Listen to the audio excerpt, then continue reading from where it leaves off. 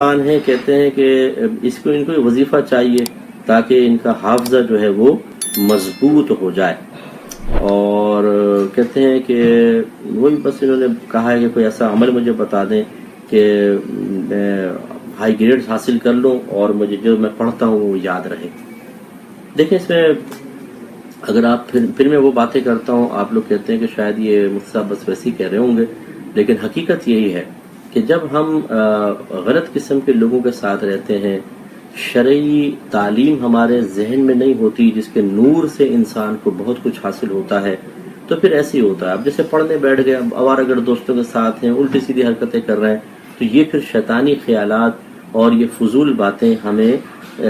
پڑھنے کی طرف مکمل طور پہ متوجہ نہیں ہونے دیتی۔ اس کے برعکس اگر کوئی برے دوستوں سے بچتا ہے، اچھے لوگوں کے پاس رہتا ہے، اس سے ذہن اور قلب میں ایک نور پیدا ہوتا ہے۔ اب جب آپ پڑھنے بیٹھیں گے تو نفس و شیطان آپ سے دور ہوں گے، وہی وسوسے ڈال کر آپ کو اس سے دور کرتے ہیں، بڑا سکون سے آپ پڑھ سکتے ہیں۔ تو ایک تو نماز کی پابندی رکھیں، قرآن پاک کی تلاوت ترجمہ تفسیر کے ساتھ کریں، اچھے لوگوں کی صحبت میں رہیں، آپ کا حافظہ بہت اچھا ہونا شروع ہو جائے گا۔ دوسری بات یہ کہ کچھ ایسی کسی حکیم صاحب سے آپ مشورہ کریں اور ان سے کوئی خمیرہ وغیرہ یا کوئی ایسی چیزیں حاصل کر لیں جس سے دماغ تیز ہوتا ہے، دوا استعمال کریں۔ تیسرا وظیفہ میں آپ کو عرض کر دیتا ہوں کہ فجر کی نماز کے بعد 3 مرتبہ سورہ علم نشرح پڑھیں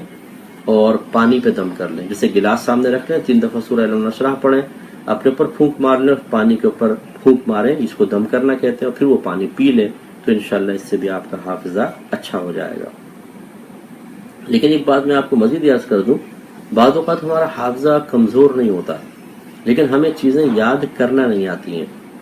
اور بعض اوقات وہی جیسے میں نے بھی آپ کو عرض کیا، فکر ہے، پریشانی ہے، دوست یاد آ رہا ہے، کل کی باتیں یاد آ رہی ہیں، تو وہ توجہ نہیں ہو پاتی۔ جب توجہ نہیں ہو پاتی تو پھر ذہن مکمل استعمال نہیں ہو رہا ہوتا، تو پھر وہ چیز یاد نہیں ہوتی۔ ہم سمجھتے ہیں حافظہ کمزور ہے، اور حافظہ